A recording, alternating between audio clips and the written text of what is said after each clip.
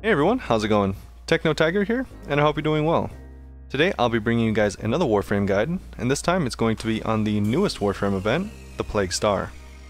Now, if you guys haven't been able to participate, this event is still going on for Friday, Saturday, and Sunday, so this whole weekend.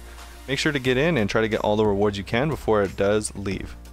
If you guys did miss the event itself, I'm sure it'll be back around pretty soon because it does seem like a very popular event, so no need to worry. Now, before we do jump into the guide, I first want to start off by saying an apology because I didn't bring this guide out sooner and I haven't really been putting out any recent videos. I've been really busy with the upcoming holiday season, so I hope you all can understand. With that being said, this guide is going to tell you guys everything that you're going to need to know about the event, exactly how to participate in the event and do the event correctly, and lastly, I'll go through and show you guys all the different rewards that you can expect to find from this event. Now, as always, you guys can go check me out on Medium if you prefer to read your guides. So with all that being said, let's jump into the guide. So here we are at the star chart. I first wanted to bring you all here so that you guys can see exactly where the event is, as well as a quick description of the event. Now, when you do log in, you should be prompted saying that Konzu might need your help on Earth and to go see him if you want to participate in the Plague Star event. When you do come to the star chart, there's always, of course, this event tab that you can go click through, and it's saying that Vahek has some toxin that you need to mix and poison the infested boil in on the Plains of Eidolon. As I'm making this video, you have about 3 days left if you do want to participate, like I said earlier. If you click on this, it'll give you a quick description and rundown of all the steps in the bounty itself, so you can easily understand it. Now go ahead and read this before you do jump into the event, but I'm going to head over here and show you guys some gameplay of exactly how I did the event. Now here we are on Earth in Cetus. This is where you're going to want to go to get the actual mission. Now Konzu is the one that facilitates this mission, so go talk to him and he'll have some extra information on the infestation that is going on in the Plains of Eidolon. Check that out if you want to, but to get the actual mission, you're going to want to check out bounties. As you can see, you have your normal 1 through 5 tiered bounties down here at the bottom, and those are normal as they were before, but at the very top you have the Plague Star event bounty. And this mission is unlike the other bounties in that it is not tiered.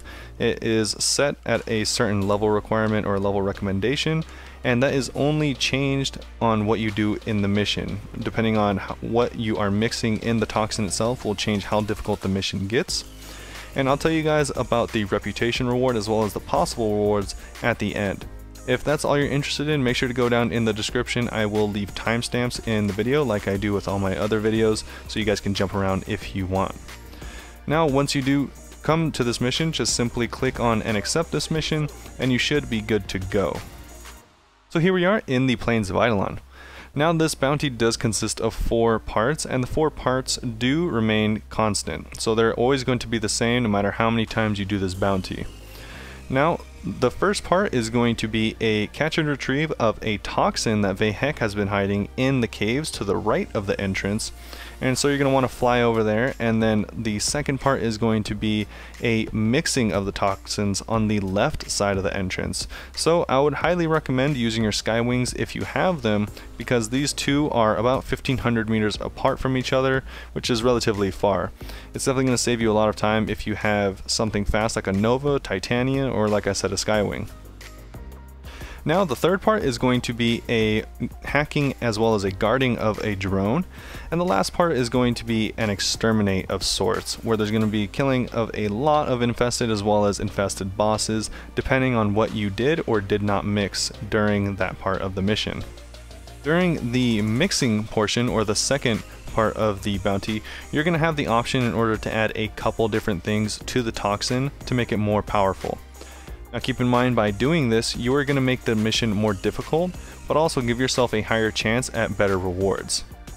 So the first of 2 items you can add to the toxin is going to be the Infested Catalyst.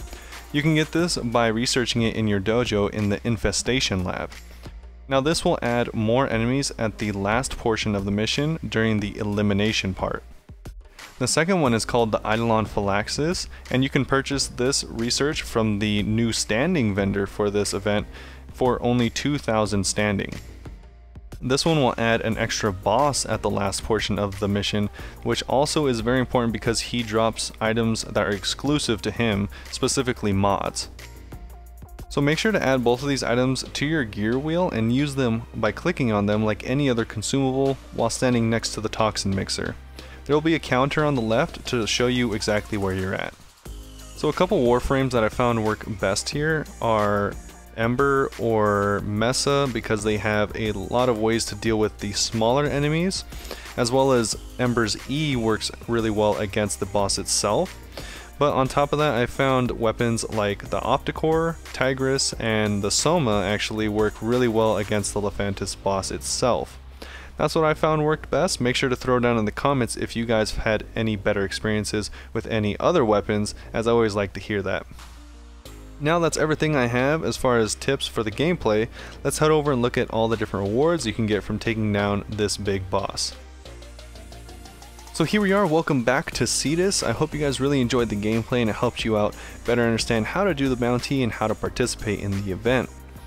Now first, let's jump into the different mods that you can get, and then I'll show you the vendor for the standing that you get specifically from that mission.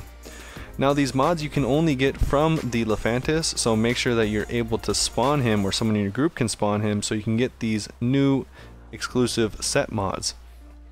Now this is the Hunter set, and similar to the other sets that they added like the Augur set or the Gladiator set, except in my opinion not nearly as useful. This is mainly based around Hunter Companion mod set, and so it doesn't really seem that useful. I won't be using it in the future, foreseeably at least, until maybe they make them better or something like that. But like I said, they are exclusive, so it's always nice to have something like that in case they do get better.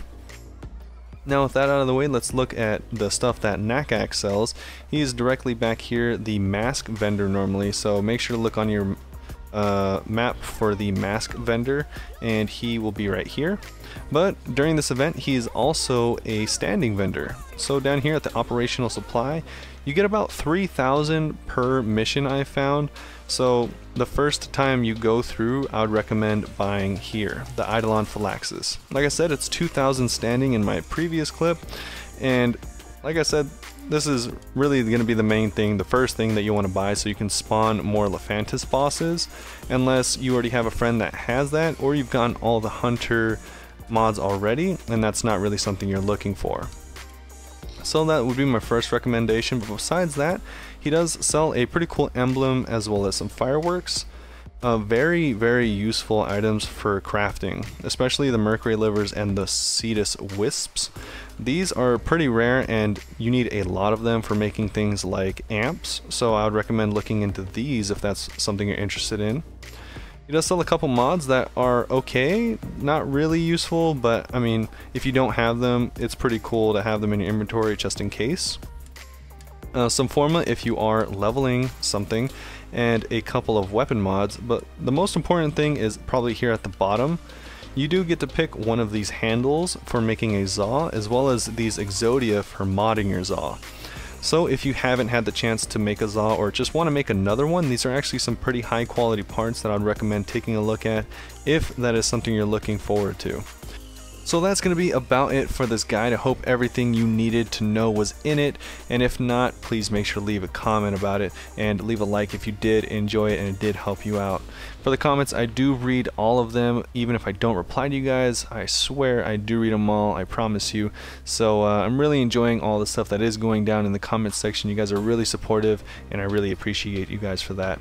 So if you guys do want to see more videos like this, make sure to subscribe. I am putting more videos. I'll have a video right over here to the right of me, so make sure to check that out if you guys want to see more content like this. Thanks again, guys. I hope you enjoyed, and I'll see you all next time.